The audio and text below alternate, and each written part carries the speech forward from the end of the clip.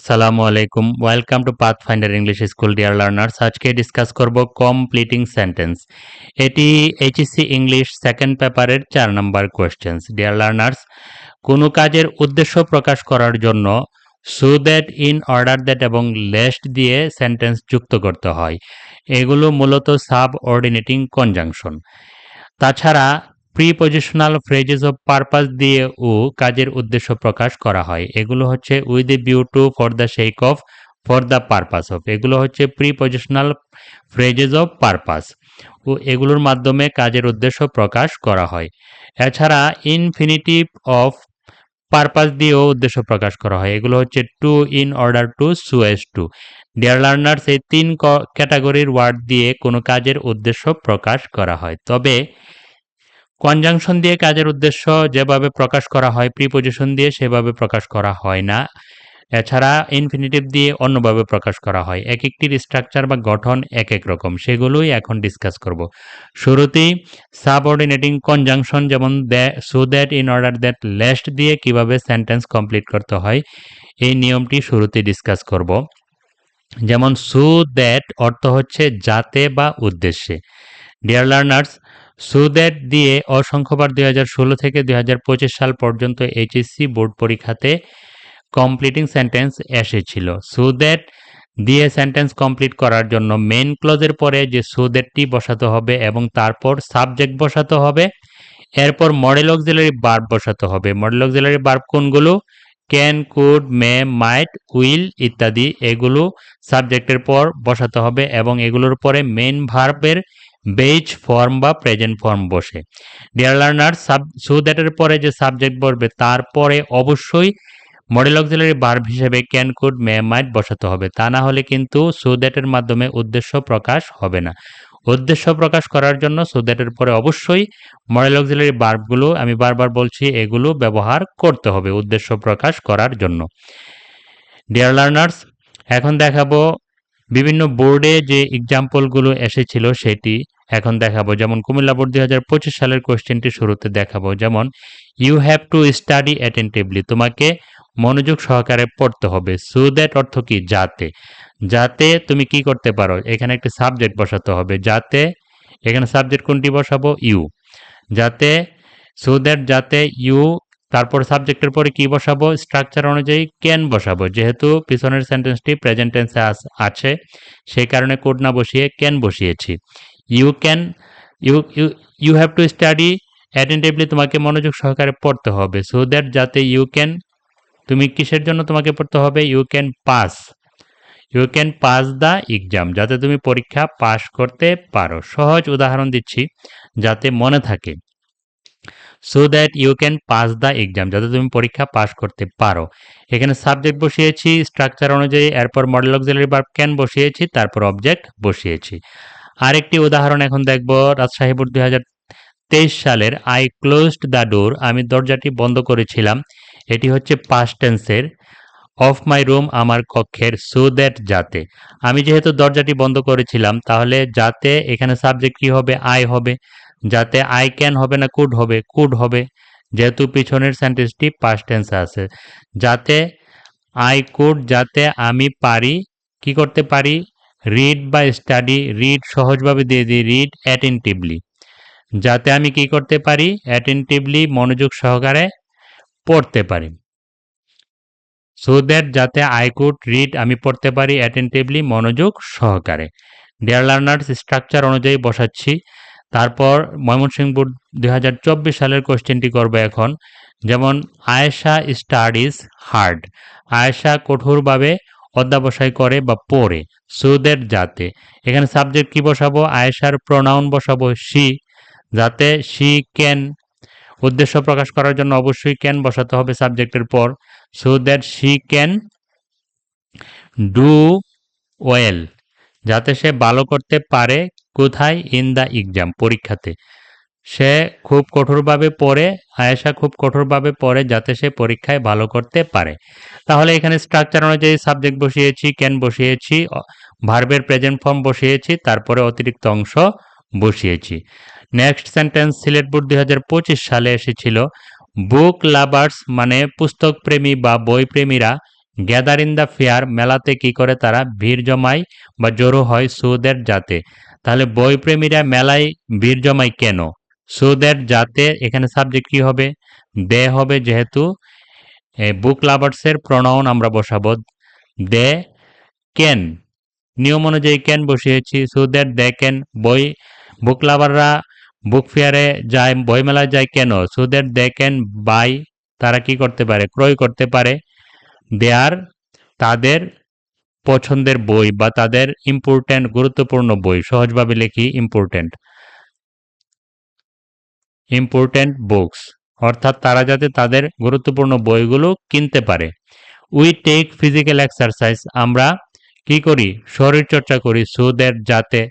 তাহলে এখানে সাবজেক্ট কোনটি হবে? আমরা শরীরচর্চা করি, তাহলে এখানে সাবজেক্ট উই হবে, সো দ্যাট উই ক্যান, যাতে আমরা পারি, কি করতে পারি? ভার্বের প্রেজেন্ট ফর্ম বসে keep, so that we can keep আস লিখি সহজভাবে, কিপ আস ফিট, যাতে আমরা আমাদেরকে কি করতে পারি? ফিট রাখতে পারি। ডিয়ার লার্নার্স, এখন দেখাবো in order that. In order that অর্থ হচ্ছে যাতে বা এই উদ্দেশ্যে। সো দ্যাট এবং ইন অর্ডার দ্যাটের মধ্যে কোনো পার্থক্য নয়, স্ট্রাকচার সব কিছু একই রকম, শুধু ফর্মাল বা একাডেমিক রাইটিংয়ে উদ্দেশ্য বোঝানোর জন্য সুদ ইন অর্ডার দ্যাট বসে, আর কমনলি ব্যবহার হয় সো দ্যাট।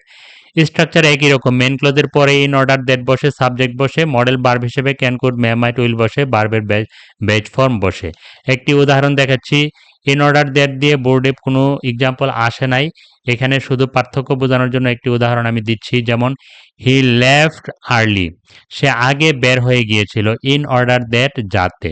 তাহলে এখানে সাবজেক্ট কি হবে? হি হবে, ইন অর্ডার দ্যাট কুড হবে, যেহেতু লেফট ভার্বের পাস্ট ফর্ম, পিছনেরটি ভার্বের পাস্ট ফর্ম আছে, এখানেও কুড বসাবো, সো দ্যাট হি কুড, সে আগে বের হয়েছিল, so that he could catch the train, যাতে সে ট্রেনটি কি করতে পারে? ধরতে পারে। So that he could catch the train, যাতে সে ট্রেনটি ধরতে পারে। ডিয়ার লার্নার্স, সো দ্যাট এবং ইন অর্ডার দ্যাটের মধ্যে কোনো পার্থক্য নেই, শুধু ফর্মালভাবে একাডেমিকভাবে ইন অর্ডার দ্যাট ব্যবহার করা হয়, আর সো দ্যাট হচ্ছে কমনভাবে ব্যবহার করা হয়, স্ট্রাকচার একই রকম। এখন দেখাবো লেস্ট। লেস্ট অর্থ হচ্ছে যাতে না, অর্থাৎ প্রতিরোধমূলক উদ্দেশ্য বা নেগেটিভ পারপাস বোঝানোর জন্য লেস্ট দিয়ে বাক্য গঠন করা হয়। লেস্ট দিয়ে কিন্তু অসংখ্যবার 2016 থেকে 25 সাল পর্যন্ত এইচএসসি বোর্ড পরীক্ষাতে কমপ্লিটিং সেন্টেন্স এসেছিল। লেস্ট দিয়ে বাক্য গঠন করার জন্য মেইন ক্লজটি তো প্রথমেই বসবে, অর্থাৎ সেন্টেন্সটি, তারপরে লেস্টের পরে সাবজেক্ট বসবে এবং এখানে মডেল অক্সিলারি ভার্ব শুড বা মাইট বসবে। তবে ম্যাক্সিমাম ক্ষেত্রে লেস্ট দিয়ে বাক্য গঠন করার জন্য সাবজেক্টের উপরে শুড বসে এবং মেইন ভার্বের বেজ ফর্ম বা প্রেজেন্ট ফর্ম বসে। তবে একটি কথা মনে রাখতে হবে, লেস্টের পর কখনো নট বসে না। ডিয়ার লার্নার্স, কিছু এক্সাম্পল দেখাবো যেগুলো বোর্ডে এসেছিল, ময়মনসিংহ বোর্ড 2023 সালের কোশ্চেনটি এখন দেখাবো। দ্য ওল্ড ম্যান, বৃদ্ধ লোকটি, ওয়াক্স হাঁটে, স্লোলি ধীরে ধীরে। বৃদ্ধ লোকটি ধীরে ধীরে হাঁটে কেন? লেস্ট, এখানে সাবজেক্ট কোনটি হবে? হি হবে, বৃদ্ধ লোকটি। লেস্ট সাবজেক্টের পরে কি হবে? স্ট্রাকচার অনুযায়ী শুড হবে, লেস্ট হি শুড, সে ধীরে ধীরে কেন হাঁটে? লেস্ট হি শুড, এখানে একটা ভার্ব বসবে, দিতে পারি ফল ডাউন, যাতে সে পড়ে না যায়, লেস্ট মানে সাবজেক্ট বসেছে, শুড বসেছে, ভার্বের প্রেজেন্ট ফর্ম বসিয়েছি, লেস্ট যুক্ত ইনকমপ্লিট সেন্টেন্সকে কমপ্লিট করার নিয়ম অনুযায়ী আমি বসিয়েছি। আরেকটি এক্সাম্পল এখন সলভ করব, যেমন বরিশাল বোর্ড 2024 সালে এসেছিল, দ্য গার্ল রিটার্ন হোম, মেয়েটি বাড়ি ফিরে এসেছিল, বিফোর ইভিনিং মানে কি সন্ধ্যার পূর্বে। লেস্ট, এখানে সাবজেক্ট কোনটি হবে? দ্য গার্ল হবে, দ্য গার্ল না বসিয়ে সি বসাবো, লেস্ট সি হবে, লেস্ট সি। শুড হবে স্ট্রাকচার অনুযায়ী SHUD should, lest she should face, একটি ভার্ব বসাবো, lest she should face any danger, যাতে সে কোনো বিপদের মুখোমুখি না হয়। দ্য গার্ল রিটার্ন হোম, মেয়েটি বাড়ি ফিরে এসেছিল। বিফোর ইভিনিং, সন্ধ্যার পূর্বে। লেস্ট শি শুড, যাতে সে ফেস না করে, মোকাবেলা না করে, এনি ডেঞ্জার, কোনো বিপদ। ডিয়ার লার্নার্স, চট্টগ্রাম বোর্ড 2025 সালের কোশ্চেনটি দেখব। বি অ্যাটেন্টিভ, মনোযোগী হও। লেস্ট, যাতে না, সাবজেক্ট কি দিব এখানে? ইম্পারেটিভ সেন্টেন্স যেহেতু ইউ দিব সাবজেক্ট। লেস্ট ইউ শুড হচ্ছে স্ট্রাকচার অনুযায়ী lest you should fail, lest you should fail the exam অথবা fail in the exam, fail in the exam, যাতে তুমি পরীক্ষায় ফেল না করো। Lest you should fail in the exam, structure অনুযায়ী বসিয়েছি। নেক্সট সেন্টেন্স যশোর বোর্ড 2025 সালে এসেছিল। হি ওয়াক্স ফাস্ট, সে দ্রুত হাঁটে। লেস্ট, এখানে সাবজেক্ট কোনটি হবে? হি। লেস্ট হি, সাবজেক্টের পরে শুড বসবে স্ট্রাকচার অনুযায়ী। Lest he should miss, he should miss, ভার্বের present form, miss the train, যাতে সে ট্রেনটি না হারায় বা মিস না করে। ডিয়ার লার্নার্স, লেস্ট যুক্ত ইনকমপ্লিট সেন্টেন্সকে এইভাবে কমপ্লিট করতে হয়। এখন দেখাবো প্রিপজিশন অফ পারপাস দিয়ে কিভাবে ইনকমপ্লিট সেন্টেন্সকে কমপ্লিট করতে হয়। অর্থ কিন্তু একই। উইথ এ ভিউ টু অর্থ হচ্ছে করার উদ্দেশ্যে বা করার জন্য। উইথ এ ভিউ টু দিয়ে যে সকল বোর্ডে বিভিন্ন পরীক্ষাতে এসেছিল আমি এখানে উল্লেখ করেছি 2016 থেকে 25 সাল পর্যন্ত। উইথ এ ভিউ টু দিয়ে সেন্টেন্স কমপ্লিট করার নিয়ম হচ্ছে উইথ এ ভিউ টুর পরে সরাসরি ভার্বের সঙ্গে আইএনজি বসে এবং অন্যান্য অংশ থাকলে বসে। এখানে উইথ এ ভিউ টুর পরে কিন্তু সাব সেন্টেন্স বসে না, সাবজেক্ট প্লাস ভার্ব এভাবে না বসে ভার্বের সাথে সরাসরি আইএনজি বসে। যেহেতু উইথ এ ভিউ টু হচ্ছে একটি prepositional phrase of purpose.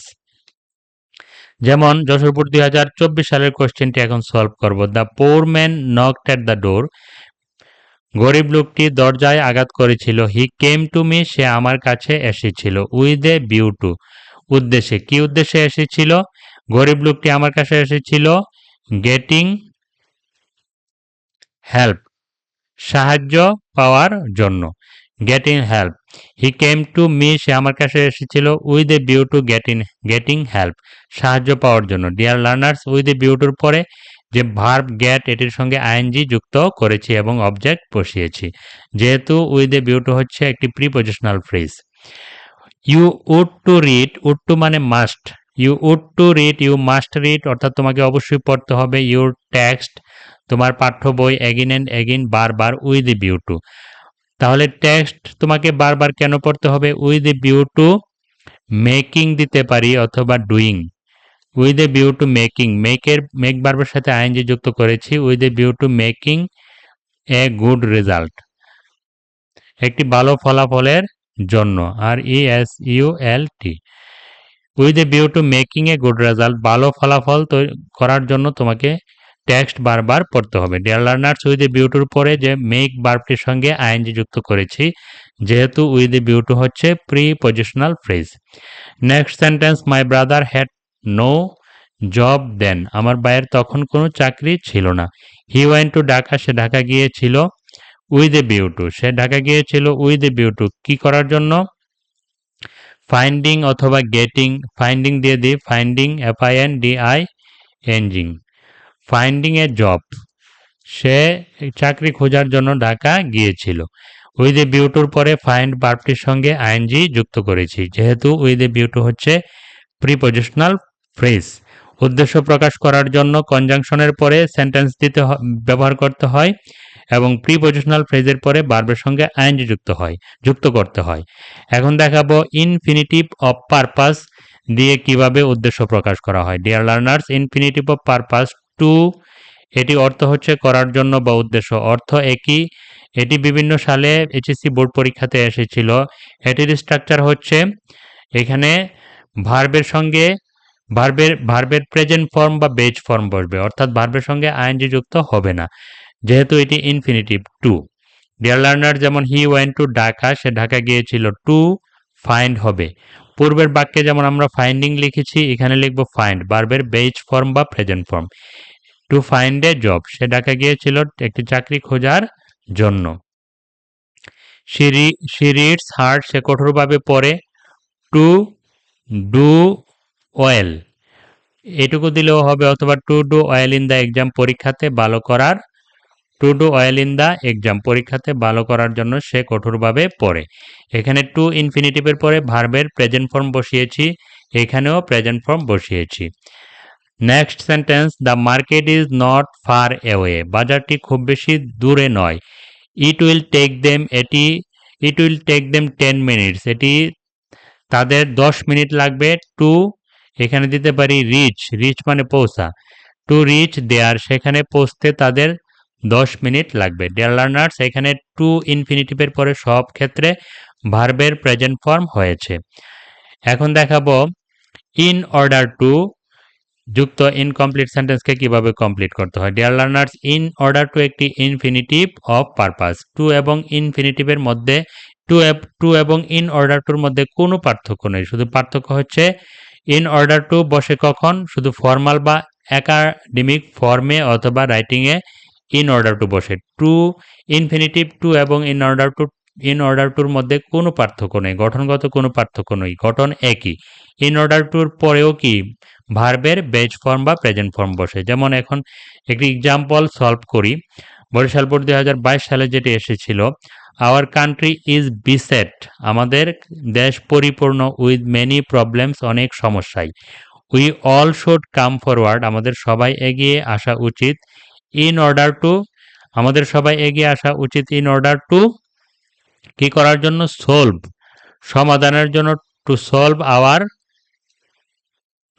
Hour problems, আমাদের সমস্যার সমাধানের জন্য এগিয়ে আসা উচিত। ডিয়ার লার্নার্স, ইন অর্ডার টুর পরে ভার্বের প্রেজেন্ট ফর্ম বসিয়েছি, এটি একটি ইনফিনিটিভ অফ পারপাস।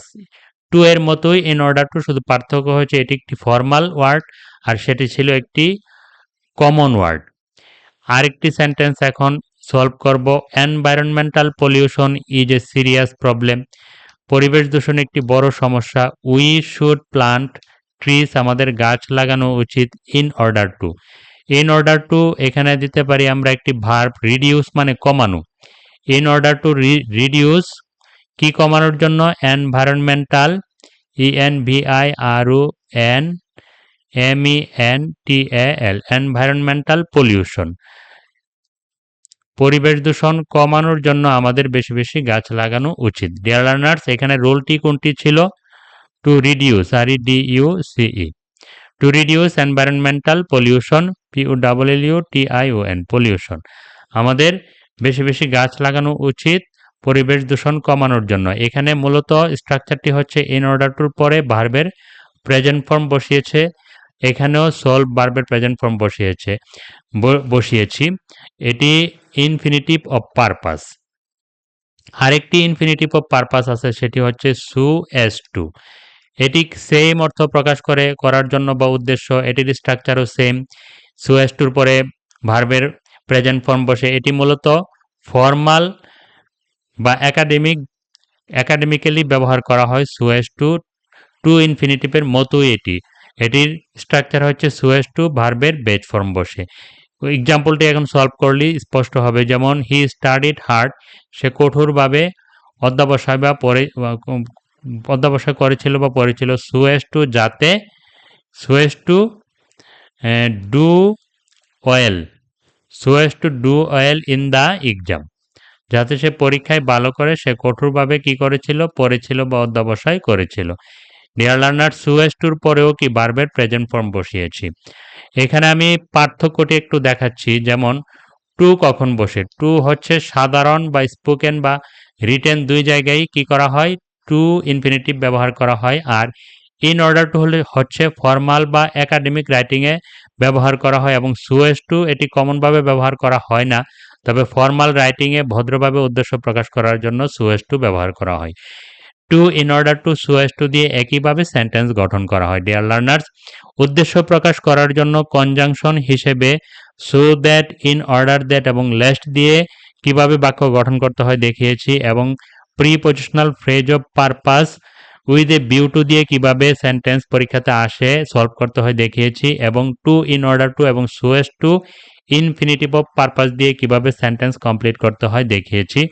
এগুলো সবগুলোই গুরুত্বপূর্ণ, বোর্ডে বারবার কিন্তু এইচএসসি বোর্ড পরীক্ষাতে এসেছে, আমি দেখিয়েছি। ডিয়ার লার্নার্স, পরবর্তী ক্লাসে আরও কোনো গুরুত্বপূর্ণ কমপ্লিটিং সেন্টেন্সের রোল নিয়ে ডিসকাস করব। So please subscribe the channel Pathfinder English school. Thank you very much.